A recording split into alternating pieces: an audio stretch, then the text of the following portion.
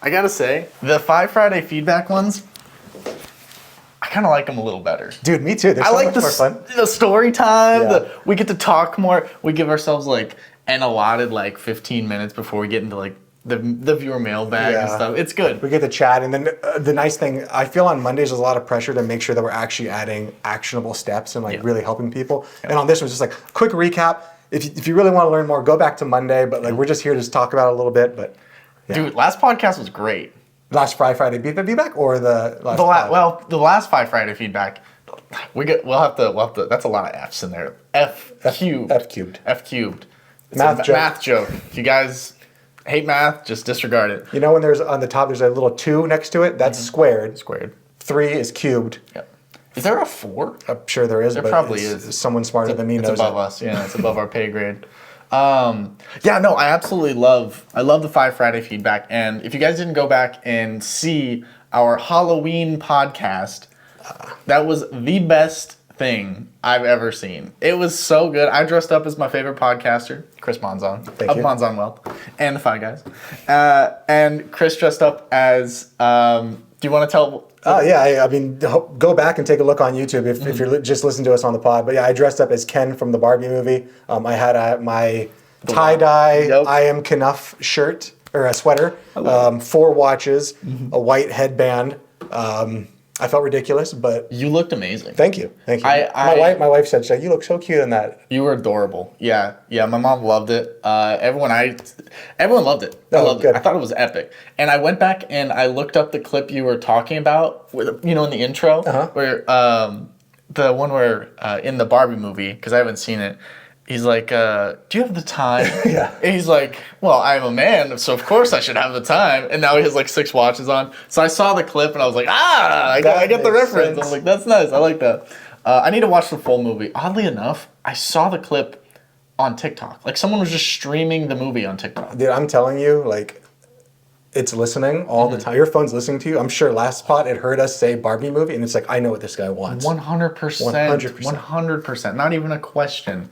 Oh, yeah. But what are we talking about today? I say before we get into that, let's talk about our weeks, because we haven't talked. We'll talk about win of the week later, but how was your week this week? My week has been good. Celebrate a little Halloween.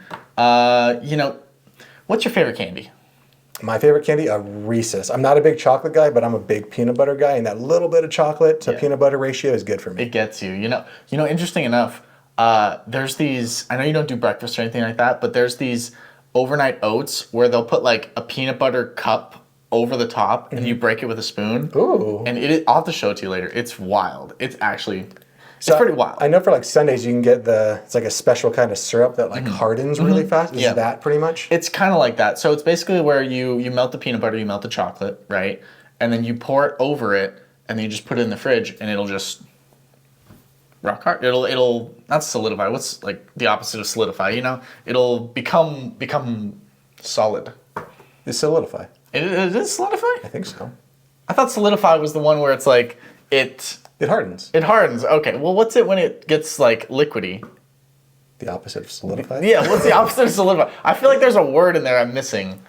It doesn't matter. But the week was good. We celebrated Halloween. Did you have a lot of trick-or-treaters come to your place? A decent amount. Yeah, a decent amount. They took all our candy. So normally my wife and I will sit up, because we have the dogs, so every time the kids come, the dogs freak out. So normally we'll sit outside and we'll hand out candy, but my wife was tired and she had just worked all day, and I don't really like sitting out there alone. No, I didn't think so. So I put a little sign up on my front door. I said candy, and I pointed to the little tiki man next to my thing, and I filled it up with candy. And I still have, and you should probably take some, I have 2 full Costco bags of candy downstairs because no one took candy. Dang. I was super sad. And I was even going to, because my wife wanted to, I was going to dress up as Ken again. As you can see right over there, I brought my guitars home from San Diego. Wondering, I was like, he plays guitar? I'm like, this guy just keets getting cooler and cooler. I played guitar. If I pick it up now, it'll probably sound like a child, like ting ting. I brought my guitars home, so I was going to sit outside as Ken and just sing the song all day. I love that. I think we need a redo of Halloween. Okay, maybe next year we'll redo it. I love that. Just hold us to that, guys. Hold us to it. Yeah. That's awesome, though. Mm-hmm. Yeah, so I got back from San Diego just the other day, so we are recording getting all of our recordings in and making sure that we stay ahead. But yeah, I was in San Diego this whole last week, just doing stuff. Doing San Diego stuff. Doing San Diego stuff. Yeah. You didn't hit any waves?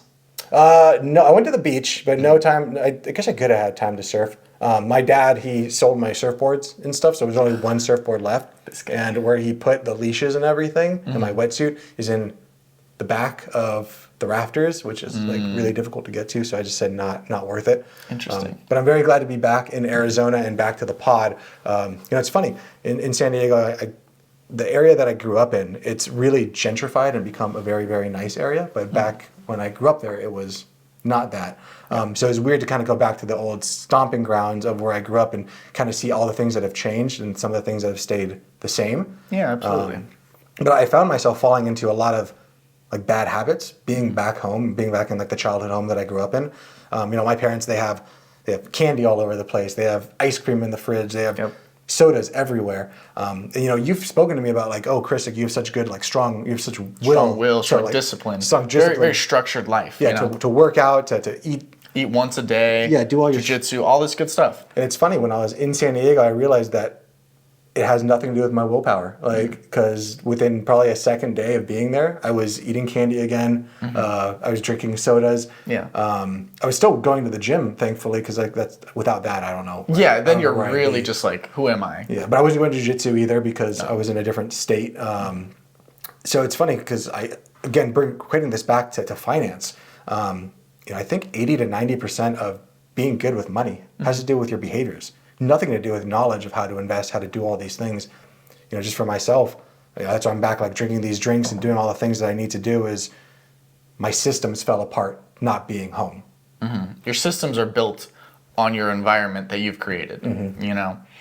That's really interesting. That's really interesting. I find it, we were talking before the podcast about this exact topic basically, and Atomic Habits was one of the books that came up, and it's really interesting how true it is, because I find you very disciplined and I'm disciplined in the same way. But when we're thrown for a curve or something happens, it's like, whoa, we kind of get a little bit shook a little bit. And you got to recenter yourself, rebalance yourself, and just focus on your priorities and take the short term and say, it's better to do things for the long term. Yeah, I think it's when you realize that you're slipping, like just having that realization of like, oh, I'm slipping, and I need to just get back on the path. Yeah. I think I told you before the pod, a quote I always like is, don't let perfect be the enemy of good. Yep. I know for me, when I was at home, my cousin came over and she's like, do you want to have some ice cream with me? And normally during the week, one of my rules is I don't eat desserts on the weekdays. No. But I don't see my cousin very often, and so I said, yeah, of course I'll have some ice cream with you. You don't want to be rude. I don't want to be rude. Yeah, exactly. So I had some ice cream, and then that kind of, again, don't let perfect be the enemy of good. So at that point I was equating myself to perfection if I only eat sweets on the weekends, and I said, well, I've already messed it up, might as well just keep it going. And I just let that snowball happen. It wasn't until I left that environment entirely, I had to remove myself from San Diego, come back here, and now I'm back to the grind. I haven't eaten today. I took my vinegar shot and for reference, it's 1 p.m. Like Chris hasn't eaten yet, and he probably won't eat till what, like 5? My wife's cousin's coming over, so we'll have dinner together probably at like 5 or 6. You gonna have some ice cream? No. Okay, there we go. I was just testing. No, man, it's Friday. It's Friday. Tomorrow. Tomorrow, yeah, tomorrow. Yeah, just testing. You seeing where your weekend starts. Yeah, I know, right? That's funny. So last week's podcast. Well, this week's podcast. Yes, for me, it's been a long week. Yeah, it's been a long week. But this week's podcast, the last podcast we recorded, what were we talking about? We were talking about ways to increase your income, both W-2 income, so employer-sponsored income, and side hustles. So I said we get into that. Yes. The first segment that we talked about was there's only so much that you can cut in spending. So for spending, again, we always going to have to remember that spending or income minus spending gives you that gap, and that gap is your driver to FI. We focus at the beginning of the FI crash course on how much can we reduce our spending. But as we talked about, there's only so much you can reduce before you really start to put a damper on life, and life is meant to be lived, not to be, just yeah. You know what we mean. You know what we're saying there. Yeah. But the nice thing about income is it's unlimited. You can make infinity. Yep. You really could. So we talked a little bit about that. And then after that, we went into some strategies for increasing our W-2 income. You want to talk about that, Dom? Absolutely. We talked about negotiating your salary. That's a big one. Yeah. And I think that's the easiest one someone can do who's already in a job. It's a little bit more difficult to say, well, you should just find a new job. Like, that's scary. Like, I've built friends at work. I've built relationships. My entire ecosystem is around this. Like, that's difficult. Yeah, and there's like a sunk cost of I already put so much time into this. Exactly. Am I willing to go and start again? So that's it's starting the negotiation process. But in order to have a good negotiation process, you need to really know your worth. We talked about a few different ways of doing that. We talked about paid transparency laws. A bunch of states are now implementing that. And I think that's a good thing. Oh, no, it definitely is. I think it's very important that people talk openly about salaries. For too long, the employers were in charge, and they were basically keep everyone to their own little cocoon where you can't talk about that stuff. No.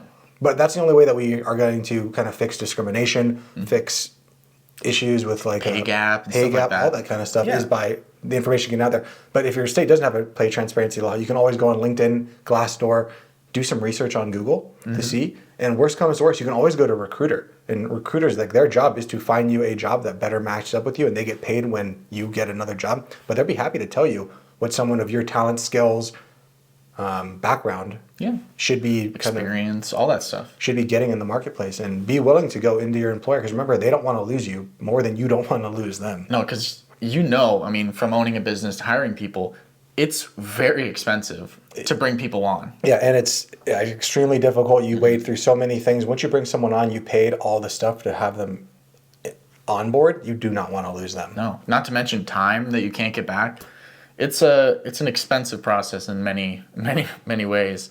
But we also talked about strategies for growing your career. Like networking, dressing for success. That was one of my favorites, being that I was in a nice blue suit last pod. Marketing yourself, managing yourself efficiently, and basically just being likable. And I know one of the things that, if it's for likable, that's kind of tie in. Yeah, to our win of the I'll week. tie that in at the end about being likable. We also talked a little bit about setting goals and actually asking the employer, what do you want from me? And I told you, whenever you're interviewing, you should always have questions when they ask you, do you have any questions?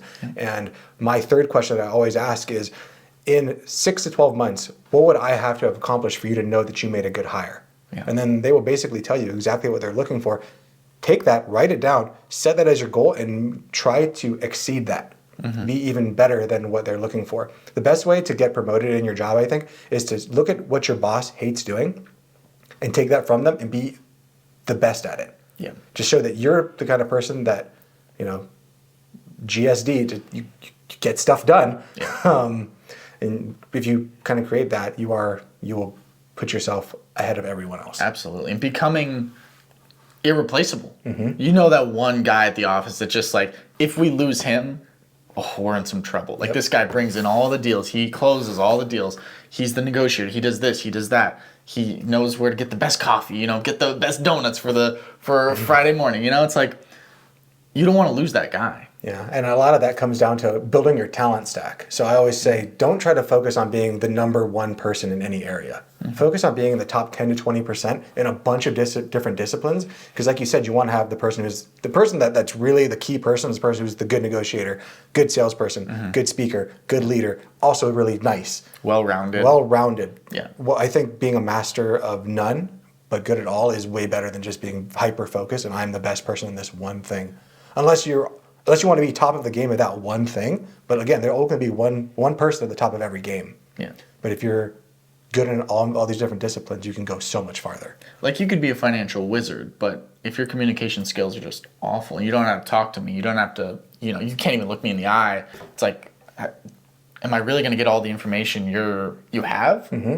That's huge, especially as financial advisors. My wife, when she was in vet school, there was this gentleman, and he was technically one of the smartest people in the class. He aced every single test, did every single thing. My wife was like, he's so good. We all know the type. Yeah. But he could not communicate with another human being, like, to save his life. And unfortunately, when they got to rounds, when they were starting to, like, actually, how would you go in and talk to this owner about their patient, he had no understanding, of how to do it. And I don't know what's happened to him, unfortunately. I know he was having trouble kind of getting jobs because he just didn't understand how to engage with another human being. The interpersonal communications, just the skills weren't there. Nope. No. And those skills are hard, but those are skills that you can focus on. You're not going to 100 exit immediately. No, but focus on getting 1.5% better, compounded over so many years. It's going to make you amazing. Yeah, absolutely. I know when I was in college, that was one of the points that I wanted to work on deeply was interpersonal communication and talking with people and being more open, because I was actually very shy in high school if you didn't know me. If you knew me, I was talkative, all that fun stuff, as many of you guys probably are. But in high school or in college, I took speech classes, like speech giving, not like just regular dialect. I took public speaking, storytelling, all these classes. And what I found was you can learn a lot from, lessons, classes, all that stuff. But if you don't implement them, you're not gonna. It's not gonna work. No. And one of the things that I love to do, and some of my friends hate this because they're really introverted. When I'm at the grocery store line, I'll just chat up a conversation with the person in front of me or behind me and say, "Oh yeah, I like this," and just strike up a conversation. And by doing that, it becomes more natural to just talk to human beings because we're social creatures. Yeah, that's really, I love that you do that. I'm very introverted as well, but again, you can turn it on and you can make it. But I like how you had to put systems in, going back to systems, you put systems in place to pull yourself out of that comfort zone. Yeah. And then eventually those systems and that actually putting yourself out of your comfort zone became part of your identity. And now you can say oh, maybe I am introverted, but I can be extroverted if I want to. And once you equate it to part of your identity, it's there. I did the same thing. I was not a good speaker. I didn't think. I still speak too fast in a lot of ways. And sometimes I'll slur my words. So I had to go and try to find ways that I can get better at it. And then in my first job, when I was at Legoland Water Park, I was the operations manager. Oh, you didn't tell me it was Legoland Water Park? Oh my God, today has been a gem. Oh. That's sick. I knew it was a water park. I didn't know it was Legoland Water Park. It was Legoland. I was operations manager there. That is the best. Okay, just a quick pause for you guys. Before the podcast started, Chris was telling me a little bit about his backstory and stuff. He dropped 4 gems that I just never knew. Different, if paths would have changed, maybe I could have been a Marine or other things, other occupations. But to hear that it was Legoland Water Park, that's so cool. Yeah, that was my park. That was amazing. You know what? I think you might have told me that once because I remember you telling me that you got some deep discounts on the Lego sets.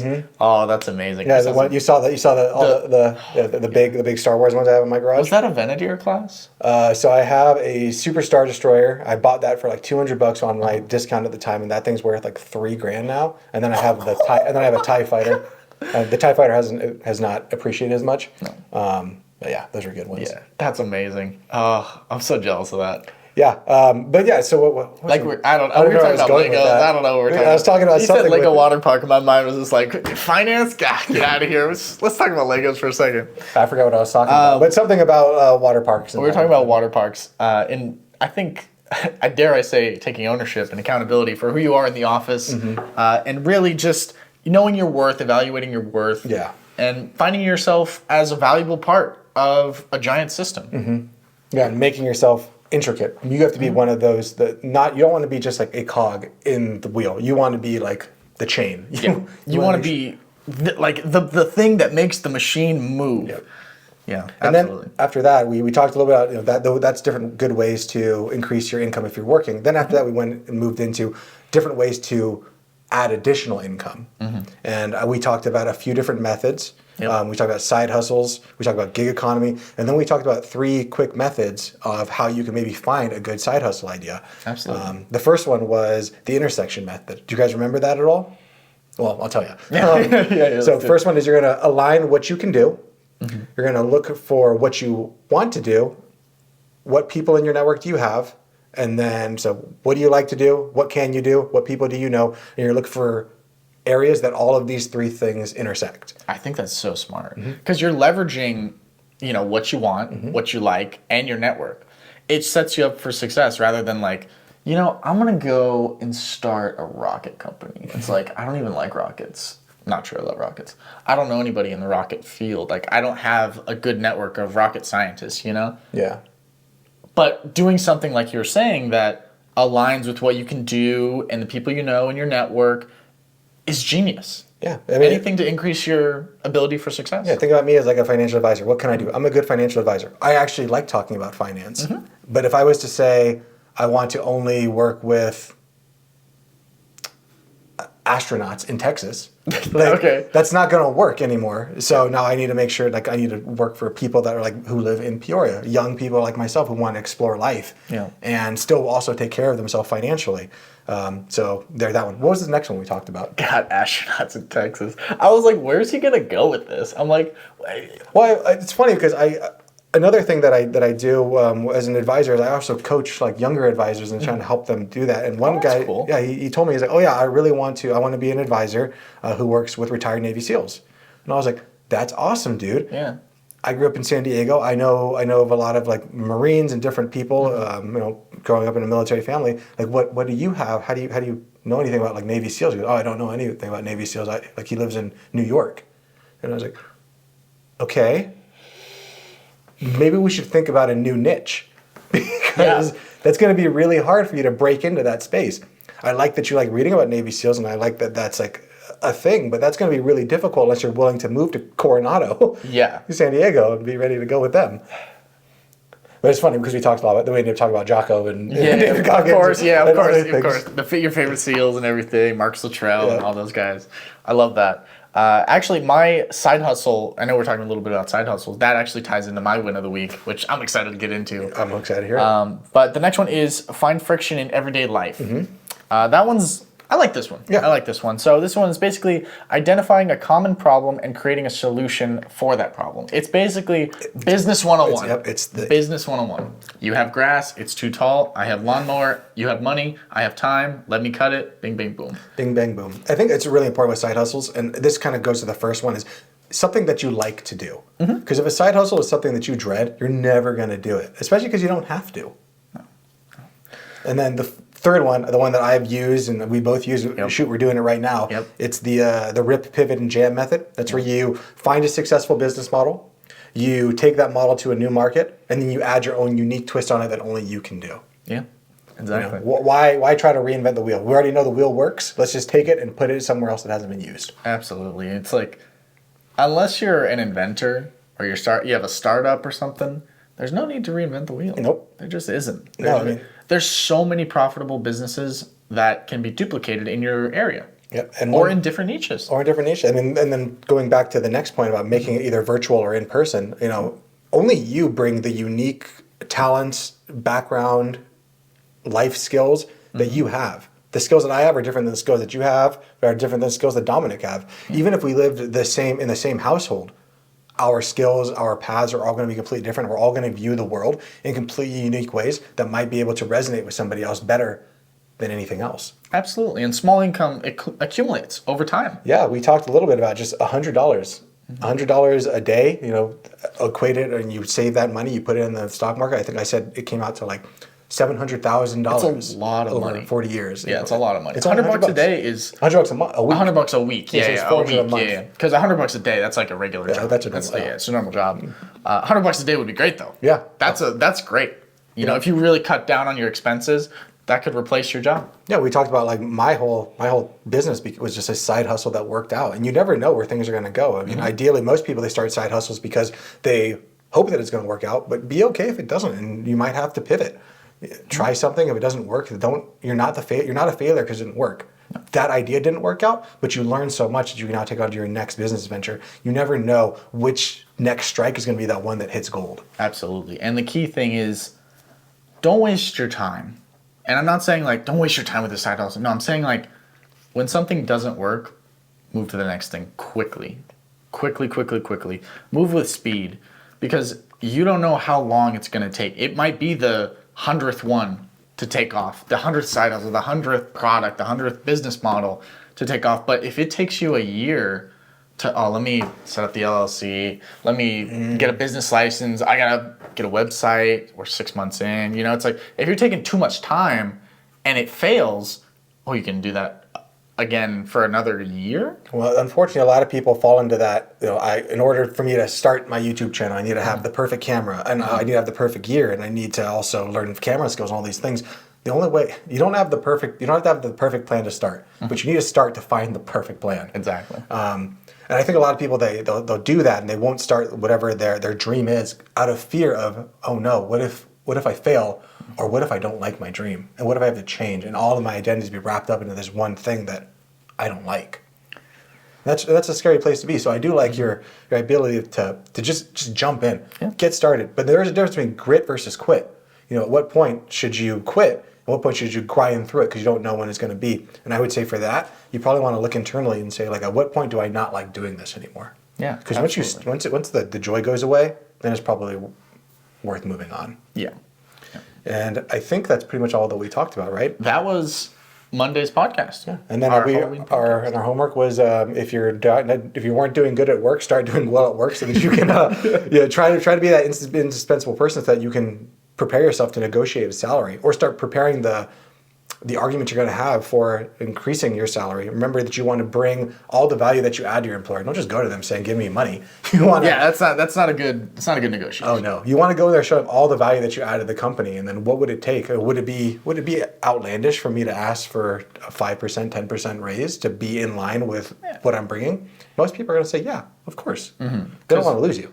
Because what was that? I remember you saying it. I don't know if it was last podcast or the one before, but you were saying for every person that employee that works at the company, they bring in a multiple of their salary. Oh yeah. Yeah, it's like a 5x or something crazy like that. Yeah. It was a lot. It was surprising. Given the business is running efficiently, but yes, they should be bringing. I mean, if you're a person that's working and you're only paying for your salary, then you're not going to be there very long. That's not very efficient. No.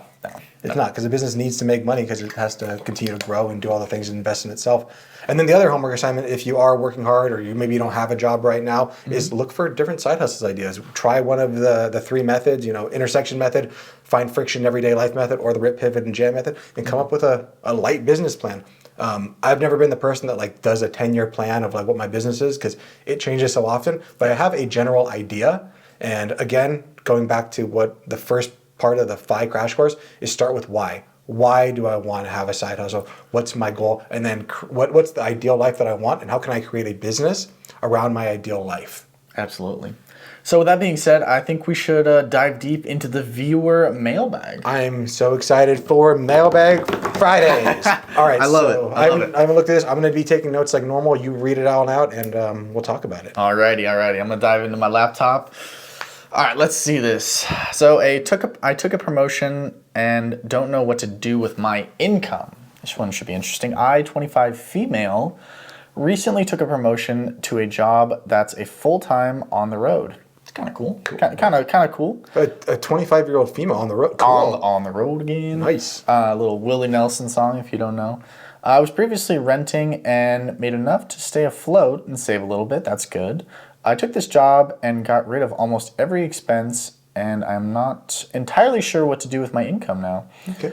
Current salary is $1,865 net biweekly and $50 per day per diem. Perfect. And let's just say there's a difference between gross and net for the audience. Mm-hmm. Gross is before taxes. Net is after taxes. So her. Okay.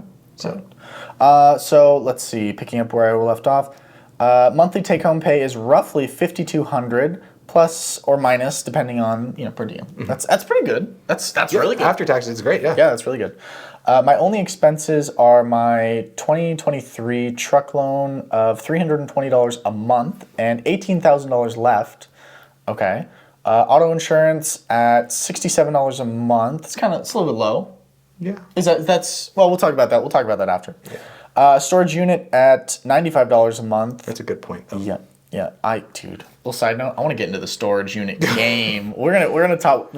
Eventually we're gonna get into a little investing portion on the pod, but back to the story. So I also have to pay for food and fuel and everything else that is taken care of through the work. Okay, I have an HSA. So just to make sure. So I also just have to pay for food, but everything else is taken care of work. So all she's paying for is food. Okay, so that's not bad. It sounds like they're paying for her fuel and her lodging as she's on the road. That's wild. That's cool. Okay, yeah, that's pretty sweet. So she said that she has a HSA, which is a health savings account. Good. So she has a health savings account with her work, with a match up to $30, which I contribute the full amount to, okay, which is $30. That's $60 bi-weekly that I haven't hardly touched since I started with the company 4 years ago. Okay. Nice.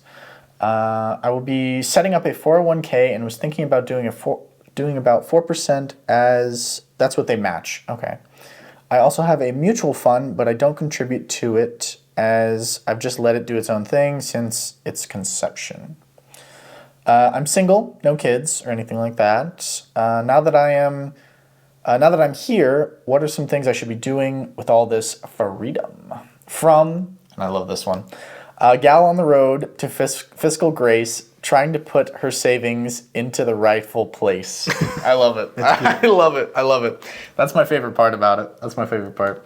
So beautiful, beautiful. That's pretty sweet. So she's sitting in a good spot. Dude, I mean, congratulations to you. That's awesome. You have the perfect kind of problem. Mm-hmm. I'm making too much money. What should I do with it? Yeah, so you don't have to pay for gas. Yeah, you don't have to pay for gas. You don't have to pay for living. There's a lot of good things, but I am so happy that congratulations to you. Like, honestly, like, kudos. If I had the wherewithal that you do at 25, like, we would never see Chris. Yeah. Chris would be on the road. He would be camping. He would be at 30. Dude, he'd be gone. That's really, really great. You have so much ahead of you. So there's a few different ways that I want to kind of talk about what you just said there. So, I mean, really the problem comes down to is you're making money and you want to honestly be a good steward of that capital, and you want to make sure that you're setting yourself up nicely in life. So before we even get into that, what I first want you to do is ask yourself, what's your why? You know, going back to the first part of the FI Crash Course, what's the thing that lights you up in life? What do you want out of life? Because a good advisor should work on that and try to make sure that we're equating what you want with what you have, not trying to imply or impart what they want of their lives onto you. And could we get a little quick example of what a why could be? Like, what's your why, Chris? My why is, I kind of bring it down to a few different things. Number one is my family. Mm-hmm. Number two, my friends, my fitness, and then my finances. And then I kind of put another one on the end of that, of my fun. Yeah. So travel. My 5 Fs, you know. Yeah. And those are things that's the most important thing to me. So I try to do nothing that goes against those things. Mm-hmm. If it's going to take me away from my family or hurt me in my family life, my fitness, my finances, my friends, or having fun, it's probably not worth it. No. And for this young lady, it might be something different. Maybe she says, hey, I really want to travel, or I want to start a family, or I want to do, my goal is to be financially independent by the time I'm 40. Yeah. That was my goal, and that's what drove me for so long, but it's up to you. So what I'm going to do is based off this, I'll give you two different types of recommendations. Okay. First off, let's start with the recommendation that this young lady, this is called the FI Guys. She's saying, she wrote in, she's listening to us for a reason. She says, I want to be financially independent. Mm-hmm. That's my goal. How can I be set up to be financially independent? So let's go extreme one way, and then we'll go the other way. Love it. Okay. First thing I would do is, and this is going to be for both things, is we want to set up an emergency fund. 3 to 6 months, and ideally a high yield savings account that we have money sitting there ready to go in case something goes wrong. After that, we might want to look at filling up our tax advantage accounts, which is your HSA, a IRA, either a Roth or traditional, and then your 401k. And then after that, if we have anything left, we can maybe put it into a taxable brokerage account. You're young. It sounds like you've basically sold everything. So be careful about lifestyle inflation. And we want to make sure we set up automatic outflows from our accounts to be invested automatically. Because whenever you have to put your mind into things, that's when things start to mess up. So try to automate as much as you can. So this is run through a quick example. So if you do open up an IRA, that's an individual retirement account, remember, you can always go back and listen to the different investment vehicles podcast that we did a few ago. For you, based off you being 25, I'd probably say a Roth. You're only 25 years old. By the time you retire, by the time you reach 59 and a half, we still have like 20 or 30 years almost. And taxes are definitely going to be more than that. So you can contribute up to $6,500 this year into a Roth IRA. I would also try to make sure you're maxing out your HSA contributions, which is $3,850 a year. You did say that you're already putting money into an HSA and you haven't touched it in years. Please do this. Go into your HSA. Make sure that it's actually getting invested. Unfortunately, I have met clients who put their money into a Roth or put their money into a traditional for years, but they never actually went into the account and invested it. So it was just sitting there. It was just sitting there in cash. So please, like, if you take nothing away from that, check your accounts and make sure that they're being invested. That goes for everyone. Yeah, it goes for check everyone. your accounts, check guys. Your accounts. Just check them. Don't be afraid. And then always make sure that you're at least getting that match, that 4% match for your employer. So I'm glad you're setting that up. And then remember, the max contribution for that you can put in is $22,500. At least get the match. So let's just go ahead and say that you really want to pursue FI. Your goal at 25 is I want to be financially independent ASAP. There are so many different types of financial independence. The one that I am in and the one that I really like for people is Coast Fi. That's where you've saved up enough money young enough that you never have to save any money again. But by the time you reach retirement age, you'll be able to retire and not have to worry about money. And therefore, all the money that you have that you're bringing in from your income, you can live your life, you can have fun without having to worry about also putting money away for the future. That's beautiful. So let's say that we just say that's what you decide to do.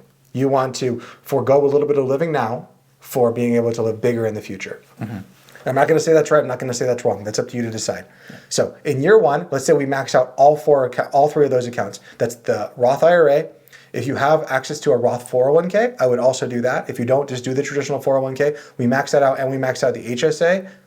That's saying that we're saving about, I don't know, what is that?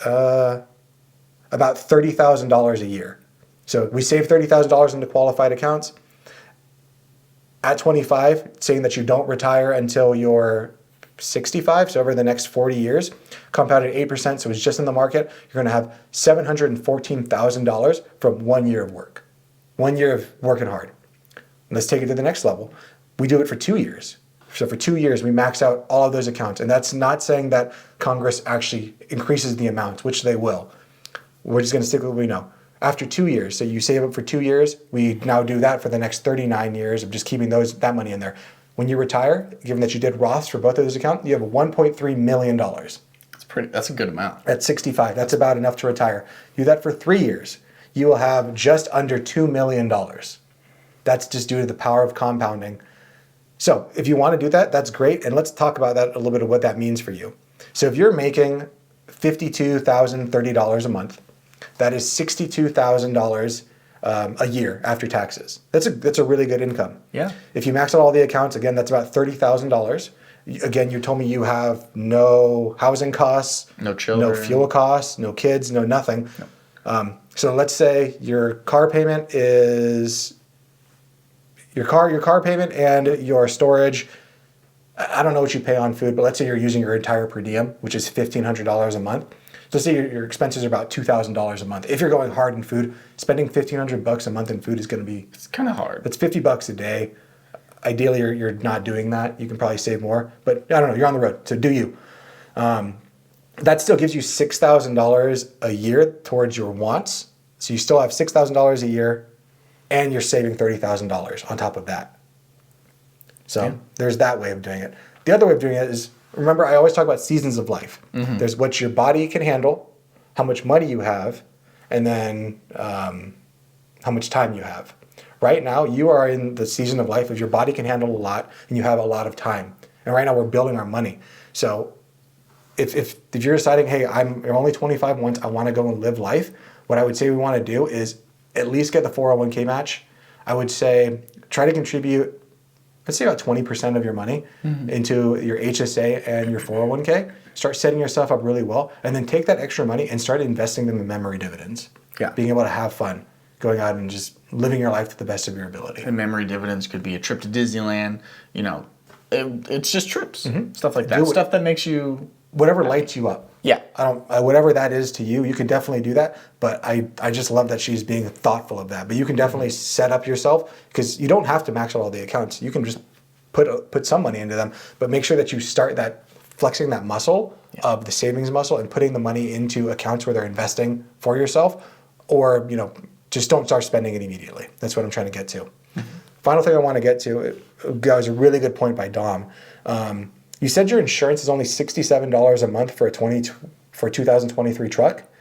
I would recommend, I don't know what you do for work, but you say you travel a lot and you have a truck. So I'm assuming either you're doing like some sort of long haul trucking thing, or maybe you do construction. So you probably depend on your truck for work, especially if they're putting you up in places for work. You should probably max out your policy. You probably want to have uninsured and underinsured insurance. It sounds like your truck is probably something important to you. So I would definitely look at increasing that. I live here in Arizona. I have a 2025 or 2015 Toyota Tacoma. I have pretty high insurance because unfortunately we have a lot of people here that don't have good insurance. And my insurance is like $110 a month, $120. So you're about half of what I am with a brand new truck. Yeah. So something to look at. And if you consider, I mean, like she said, she's on the road a lot. That is basically her home. Yep. Right. So it'd be no difference if your home burned down or if you got in a really bad wreck and they had to total the car. Yeah. Like you gotta. It's very important. The first part of being like a good financial advisor, before we get into like all the advising stuff, is usually risk mitigation. How can we make sure that we're protecting the downside first? Absolutely. But honestly, young lady, you are in such an amazing place to set up the rest of your life. Just please like ask yourself, what is it that you want with this money? Do you want to go out and travel and have fun with it? Because if that's the case, go and do that. But just do it responsibly. Try to set up automatic outflows to your 401k, to maybe an HSA with to an IRA with maybe Vanguard or Fidelity or Schwab, where that money is automatically getting invested. And if you're wondering what should I invest it in, stay tuned for Monday's pod because we are going to be talking about that exact subject. It's exciting. Yeah, I love that. Foreshadow. So stay tuned for Monday's pod. We're going to be talking about some ways to invest simply in order to have great wealth. Or if you don't know what you're doing, you don't want to do that, you just say someone else do it, you can always reach out to me, Chris at Mons on Wealth, or find a good advisor in your area. If I'm not the person that's right for you, that's totally fine. Just make sure you're working with a fiduciary, please, someone who has your best interests in heart. Yeah, absolutely. Fiduciary, very key. Very, very key. Yeah, and I always like to say, ask this question. Are you a fiduciary in every aspect of your business?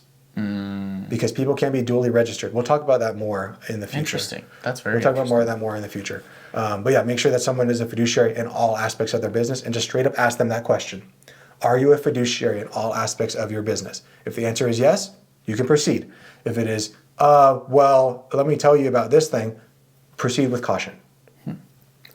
Interesting. And with that, I say we get to win of the week. Win of the week. Woo. Awesome. We need a jingle for the win of the week. I was just thinking about that. I think we started talking about that last time. I don't know how to do jingles, but we'll figure it out. We'll figure it out. We'll figure it out. So do you want to go first or me? I think last time you went first. Before we start, I'm just curious, what's in that drink? So like I told you guys earlier, I've been in San Diego and I was not eating very well. So part of my everyday routine is I only eat once a day for most days. On the weekends, sometimes I'll eat like breakfast or something with my wife because we'll go out. But every day I would do a 1 tablespoon shot of apple cider vinegar. I will also take my vitamin D and fish oil. I'm not a very big vitamin person, but they're really cheap at Costco, and according to Dr. Peter Tia, it's really important. And me being so dark, I don't get as much vitamin D absorption as say you would, so I really need a supplement. I think we saw that a lot with like COVID and people that were getting sick. And me not going outside, I also need vitamin D. Yeah, so I just get them at Costco. They're super cheap, and but this black terrible concoction, it's basically just water, 2 tablespoons of chia seed, and then 1 tablespoon of psyllium husk. Psyllium husk is just fiber, so just a fiber drink. Because my tummy is all messed up from eating food that I'm not ice cream and all that fun stuff. Yeah. So that's what's inside this. Interesting. Yeah, I was looking. It tastes good. It doesn't taste like anything. It tastes like water and like chunky. It tastes like chunky water. Interesting. Yeah, I've noticed that I started pre-making my smoothies and pre-making my oatmeal and my all this different food, and I use chia seeds in my meal. But I realized this morning. I was like, God, I am just like very gassy, and I'm never gassy. Like I'm never gassy. And I was like sitting here thinking about it as the doggos. I don't know if you guys can hear that.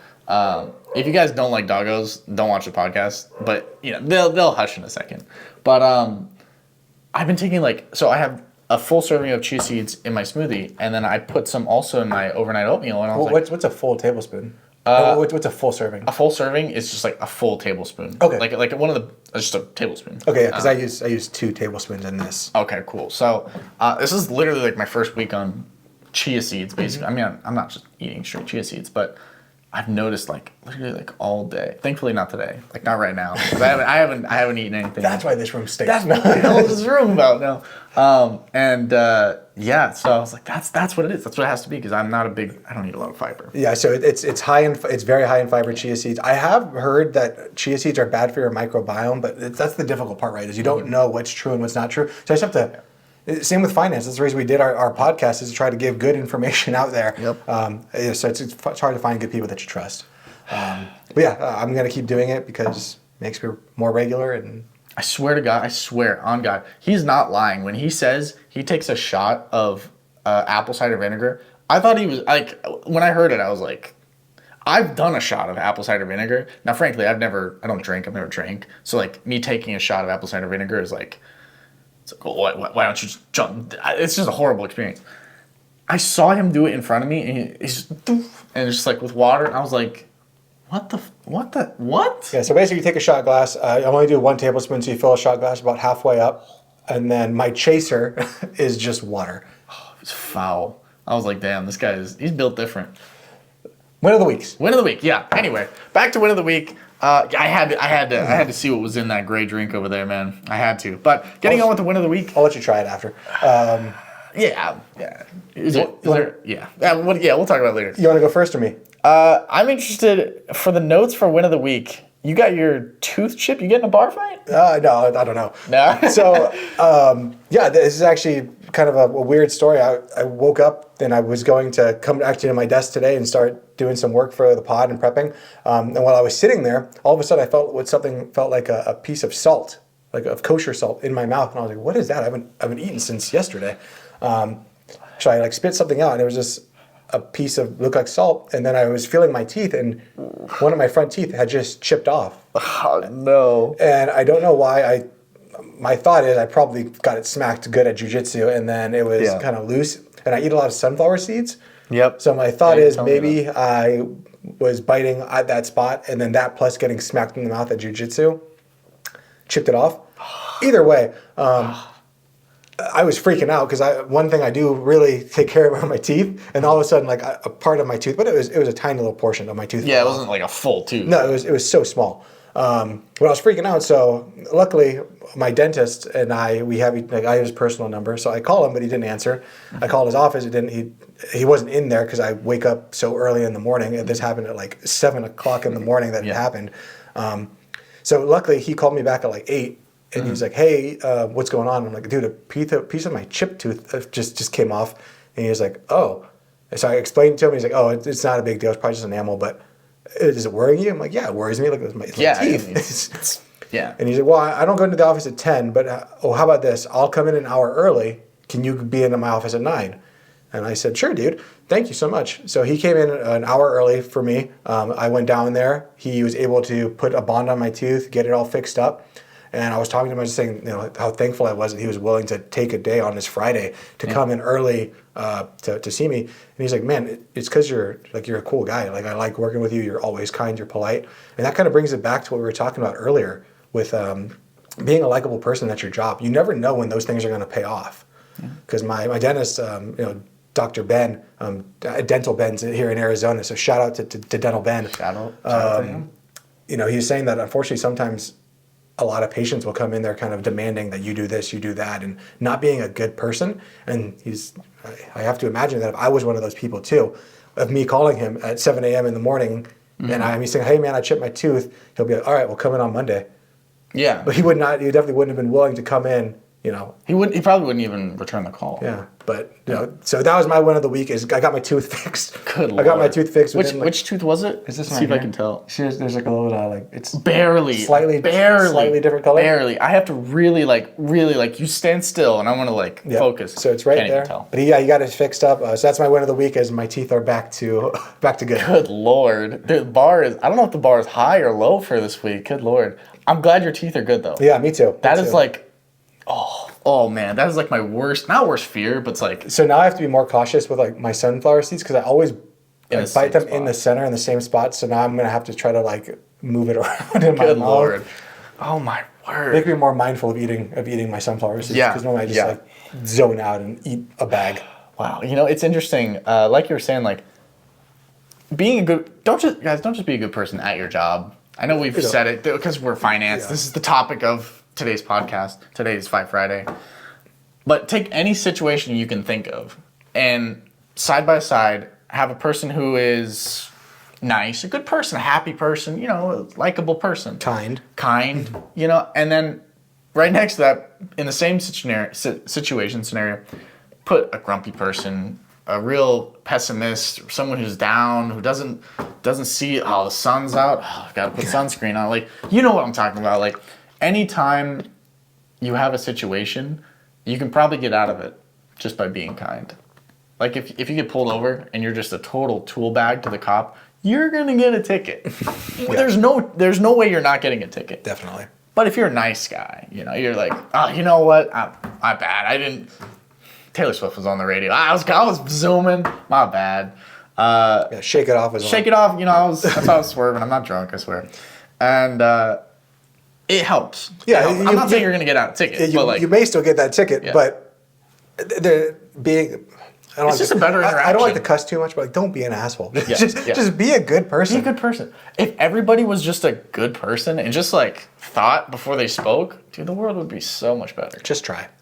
What's your win of the week, Dom? All right, so win of the week, we were talking about last podcast, increasing your income, side hustles, stuff like that. Got me thinking. I was like, let me do some research on some more side hustles because it really intrigues me. I love business. I really love business. And you love business too. So my win of the week is actually I recently got a course for a drop shipping course. Okay, we just talked about that on Monday. Dude, you move fast. I move fast. Yeah, like I was saying, guys.